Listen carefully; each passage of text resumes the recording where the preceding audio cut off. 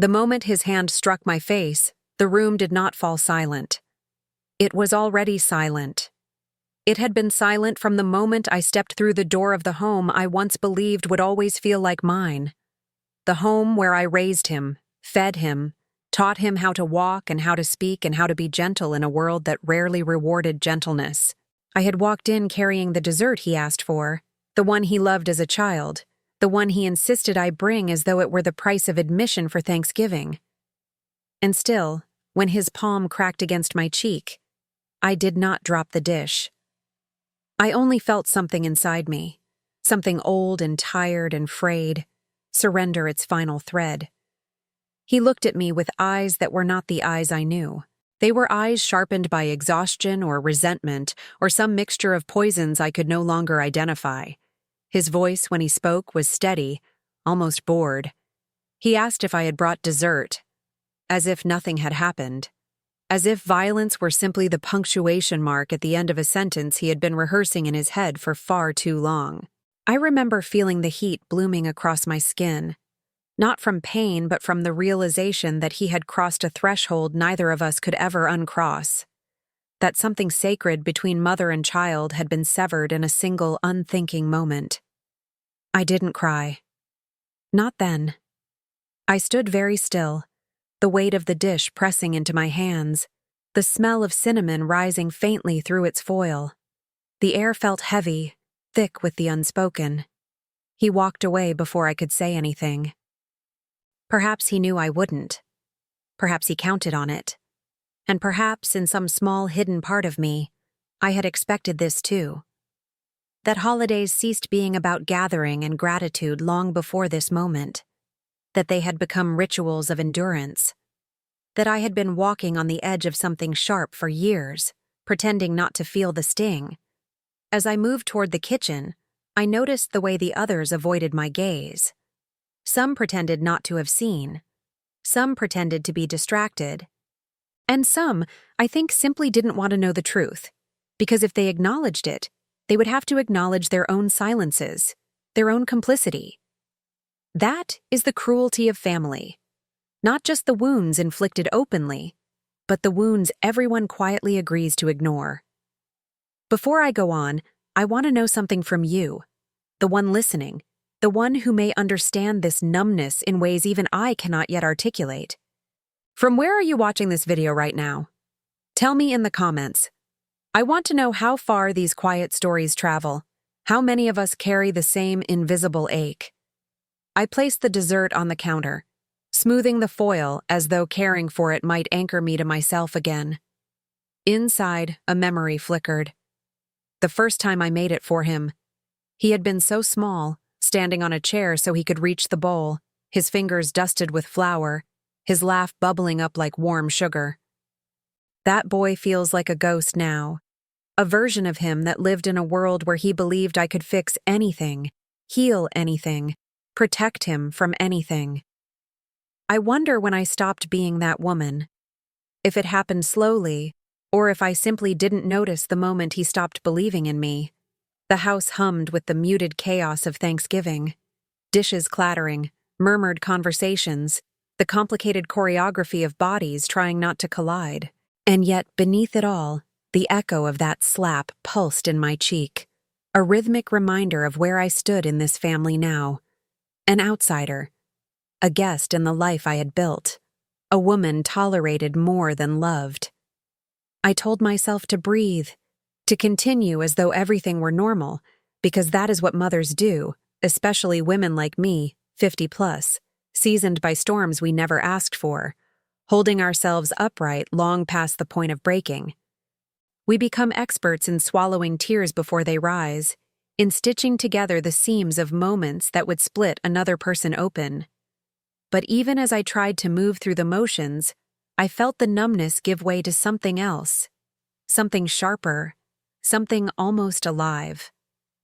There is a certain humiliation that calcifies in the body when the child you gave everything to treats you like an afterthought. It is not the slap itself that lingers. It is the indifference that follows. The way he didn't even look back. The way his voice held no tremor of regret. It was the cruel suggestion that I was no longer someone he needed to respect, that I had become expendable in the hierarchy of his frustrations. I stepped outside for air. The sky was dimming, threaded with the fading colors of late autumn. Leaves shivered along the driveway, dragging themselves lazily against the concrete. The cold stung my face, but in a way that felt almost comforting, as if it were erasing the imprint of his hand. As if the world, indifferent though it was still gentler than the home behind me. A woman my age learns to measure her worth not by the affection she receives, but by the resilience she continues to summon. Yet in that moment, I felt a small, traitorous voice whisper a question I wasn't ready to answer. Why did I come here? Why did I keep coming? Why did I keep offering pieces of myself to people who no longer noticed when I bled? If you have ever felt that kind of loneliness, the kind that hides inside moments meant to be joyful, you may understand why I stayed outside longer than I intended, why I needed the cold to steady me, to remind me that I was real, that I existed beyond the role assigned to me. And as I breathed in the chilled air, something in me resolved quietly, almost solemnly, that this Thanksgiving would not end the way the others had, that something in me had awakened, and once awake, it would not let me return to the woman I had been even an hour before. If you're still with me, stay close. There is more to tell, and the truth deepens from here. And before we continue, let me gently invite you to subscribe to the channel so you won't miss the unfolding of this story, or the many other stories of women who have survived moments like these and risen stronger. The rest of the evening unfolded like a scene I'd watched too many times before. One of those family gatherings where smiles are rehearsed and laughter sounds slightly too loud, as if everyone were afraid of silence, because silence might reveal the truth. I moved through the rooms like a ghost, invisible yet painfully aware of every glance that slid past me, of every word spoken just a little too softly when I walked by. My son didn't look at me again. He didn't have to. The slap had already spoken for him, had said everything he wanted to say but didn't have the courage to articulate with words. I sat at the table, across from him, and watched him carve the turkey with the same hands that had once clung to my fingers as we crossed the street. Those same fingers that used to tug at my sleeve when he was afraid, that used to reach for me in the dark when nightmares came. Now they moved with mechanical precision, cutting through flesh without hesitation, passing slices to plates without ever meeting my eyes. It was an act of control, of quiet dominance. And I knew it. I saw it for what it was. A statement that I no longer held any power in this house, not even the power to demand an apology. The others tried to pretend nothing had happened. My daughter-in-law kept her gaze fixed on the tablecloth, her smile brittle and thin. The grandchildren, too young to understand but old enough to sense tension, whispered quietly among themselves, their laughter uncertain. And through it all, I kept my posture straight, my face calm, my hands folded neatly in my lap. I didn't want to give him the satisfaction of seeing me break, but inside, I was splintering in 100 directions. I thought about the years when Thanksgiving meant warmth. When he and I would wake early to cook together, when the house smelled of roasted apples and nutmeg, when music played softly, and the day stretched before us like something sacred. I thought about all the sacrifices I made, the nights I stayed awake worrying about bills, about his future, about the weight of the world pressing too early on his shoulders. I carried him through every storm. And yet, somehow, he grew into a man who could raise his hand to me without flinching. I began to wonder when the shift happened, when love turned into obligation, when my presence started to irritate instead of comfort. I remembered the first time he called me dramatic, the first time he told me I was too sensitive, as if the heart I gave him were a flaw I should have learned to hide. Perhaps this slap was not the beginning, but the inevitable conclusion of years of small dismissals, the slow erosion of respect that happens when someone decides you are no longer needed. The sound of cutlery clinking against porcelain filled the air. No one spoke much. They ate quickly, mechanically, like people fulfilling a duty rather than sharing a meal. I couldn't taste anything. My mouth was dry, my body tense. The room felt smaller with every passing minute, suffocating under the weight of everything unsaid. I wanted to leave, but pride rooted me in place. I wouldn't let him see me walk away in defeat. Not tonight. At one point, my youngest grandchild, a quiet girl with large, curious eyes, leaned over and whispered, "Grandma, are you okay?" Her voice was soft, uncertain, but it pierced through the noise like a bell. I smiled at her, or at least I tried to, and I realized then that she had seen everything. Children always do. They notice the tremors adults try to disguise. They sense when something sacred has been violated, even if they cannot name it. I brushed her hair gently from her face and told her I was fine. But the lie tasted bitter. Later, when dessert was served, the dessert I had brought, the one that had been the reason I was invited, he didn't touch it. He didn't even look at it. The others took polite portions, murmured compliments that felt forced, while he sat back, phone in hand, scrolling through something far more important than the woman who had baked for him since he could chew. I watched him, and I saw not my son, but a stranger. A man hardened by something I couldn't reach. And then came the question that broke the last thread inside me. His wife, trying to bridge the silence, asked if he wanted a slice. He smirked, eyes never leaving his screen, and said, "I don't eat things that come with guilt baked in." The table went still. A few nervous chuckles surfaced, like bubbles rising from deep water, but no one dared meet my gaze. I sat there, frozen, my heart cracking open in slow motion. That was when I realized he didn't just want to hurt me. He wanted to humiliate me. To remind me that in his world now, my love was a burden. When dinner finally ended, I began to gather my things quietly, careful not to make noise. He didn't offer to walk me to the door. He didn't even glance up. It was my granddaughter again who came running after me, holding my coat, her small fingers clinging to my arm. She whispered, "Grandma, don't cry." I promised I wouldn't, though my voice trembled when I said it. Outside, the night had deepened. The air was cold enough to sting my lungs. I sat in my car for a long time before starting it, staring at the house where I had once sung lullabies, where every wall had once known laughter.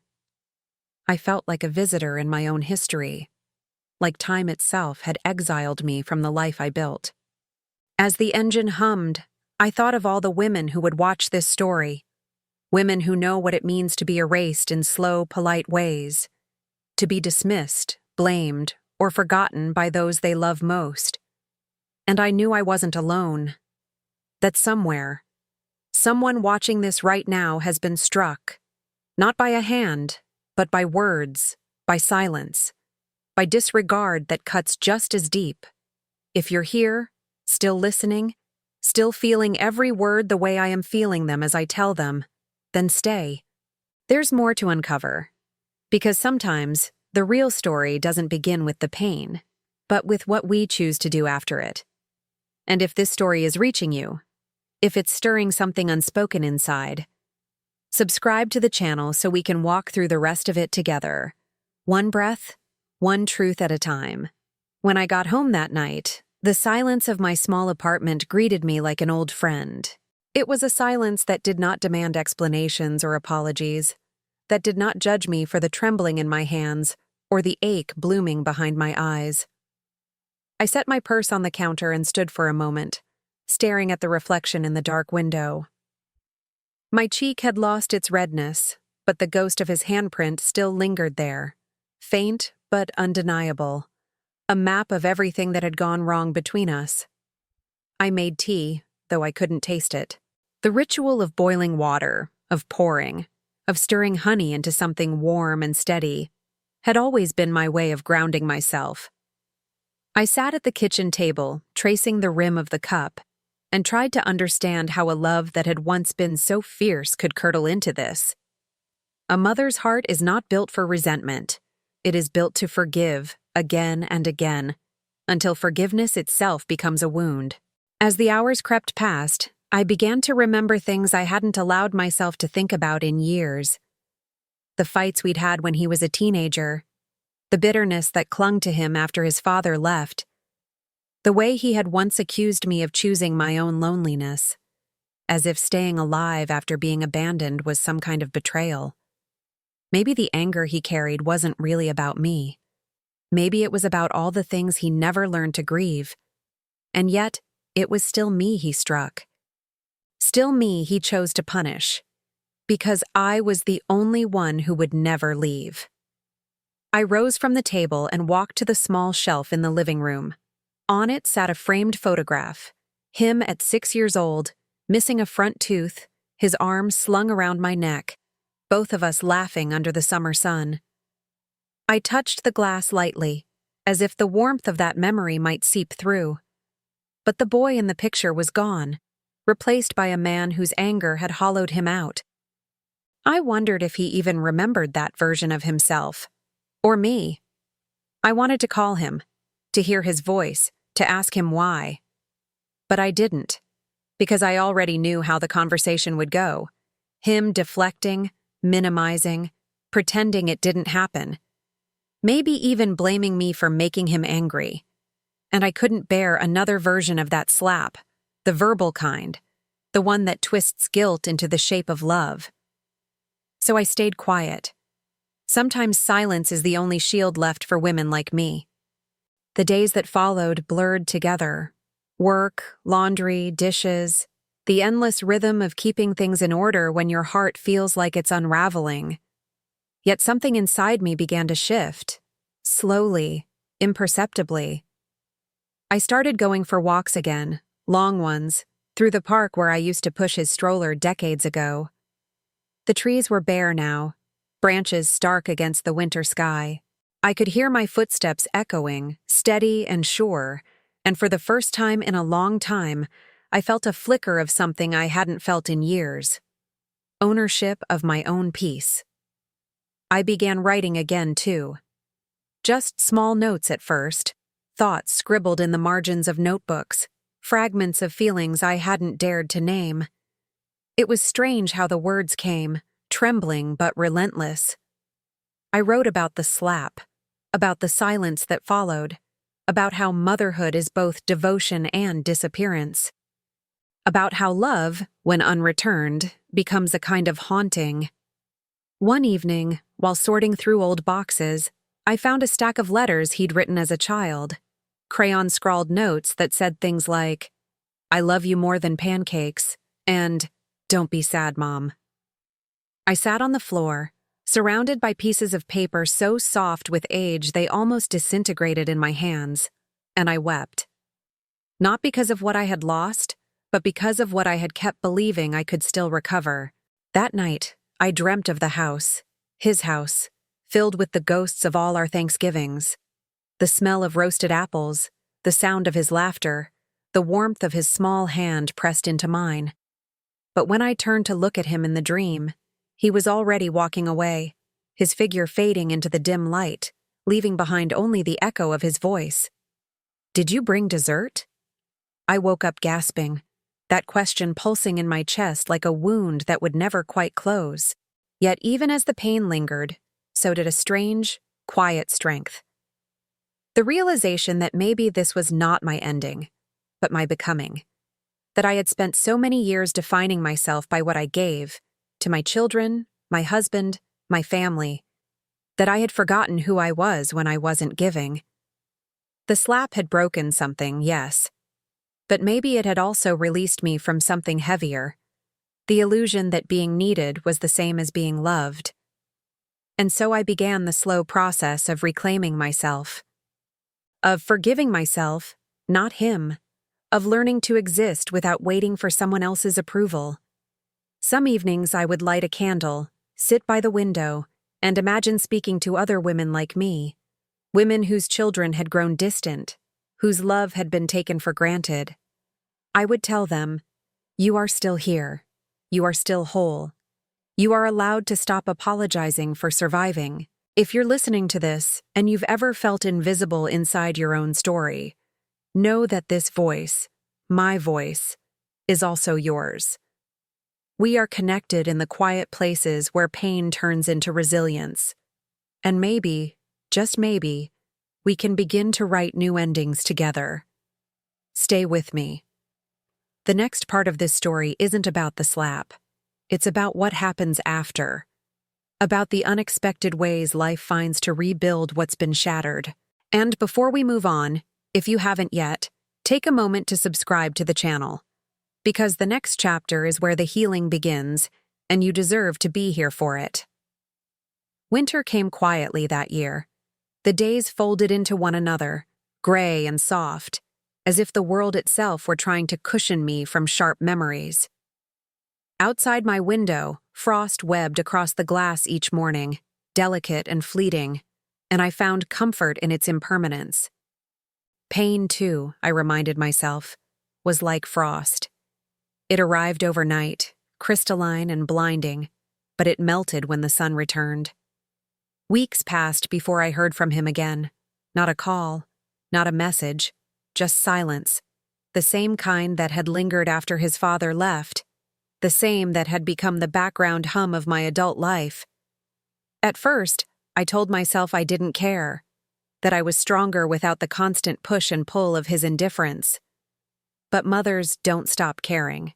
Even when we are bruised, even when love turns into a wound we keep hidden beneath our sleeves, we still wait. We still hope. We still imagine the day our children remember that we are human too. One evening, as I returned from the grocery store, I found an envelope slipped under my door, my name written in his familiar handwriting, quick, slanted, almost impatient. My heart clenched before I even opened it. Inside was a single sheet of paper. No apology, no explanation. Just a note that said, "I know I went too far. I don't know why I did it. I'm sorry, Mom." I stood there for a long time, the letter trembling in my hands. The words were clumsy, insufficient, but they were something. They were a hand reaching out from the wreckage. And yet, even as tears blurred my vision, I knew things would never return to how they had been. Some boundaries, once crossed, never mend the same way again. Forgiveness, I realized, is not about returning. It's about moving forward without carrying the weight of bitterness. I sat at my table again, the same one where I'd nursed my tea weeks earlier, and wrote him back. Not a letter of reproach, but of truth. I told him I loved him, that I always would. But I also told him I needed space. Space to heal, to breathe, to remember who I was before being reduced to the sum of his anger. I didn't know if he'd understand, but for the first time, I didn't need him to.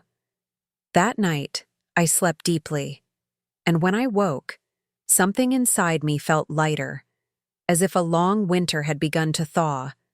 I looked in the mirror and saw a woman who had walked through fire and come out tempered, not burned. A woman who had learned that surviving isn't just about enduring. It's about choosing yourself again, every single day. I started doing small things for myself, things that once felt indulgent. I joined a book club at the library, took long walks without needing an excuse, cooked dinner for myself simply because I deserved something warm and beautiful at the end of the day. I laughed again, tentatively at first, then freely. Sometimes, grief leaves space for something new to grow. Not joy right away, but peace. A quiet, dignified peace that hums beneath the skin. Months later, on a Sunday afternoon, my phone rang. His name on the screen made my heart race. I hesitated before answering, afraid of what his voice might stir. But when I did, he sounded different, softer, uncertain. He asked how I'd been. He said he'd been in therapy, that he was learning things about himself he wished he'd learned sooner. And then, after a long pause, he asked if he could come by for dinner. I didn't answer right away. My instinct was to say yes, to let love rush in again unguarded. But instead, I took a breath and said, "Not yet, but soon. It wasn't rejection. It was truth. Healing takes time, and love, real love, must learn to respect it. He understood. I could hear it in the quiet way he said, "Okay." When the call ended, I sat by the window again, watching the light fade. Somewhere in that fading, I felt something shift. Not closure, but peace. I realized I didn't need an apology to be whole. I didn't need his validation to feel seen. I had found myself again, in the quiet, in the solitude, in the act of standing back up after being broken. And maybe that's what this story was always about. Not the slap, not the pain, but the reclamation that followed. The way a woman, past 50, can still rise from the ashes of her own heartache and discover a version of herself that is stronger, wiser, unyielding. The way we, as women, can rebuild, not into what we were, but into who we were always meant to be. If you've made it this far, if you've felt even a fragment of your own story in mine, then remember this: you are not alone. There is power in surviving, in choosing peace over resentment, in walking away without hatred. There is life after heartbreak. There is light after silence. And there is always, always a way back to yourself. So, if this story has touched something in you, if it reminded you of your own quiet strength, take a moment now to like this video, subscribe to the channel, and share your thoughts in the comments. Tell me your story. Tell me where you found your strength. Because the truth is, stories like ours aren't meant to stay in the dark. They're meant to be spoken, to be heard, to remind every woman watching that she still has a voice, and that her voice still matters.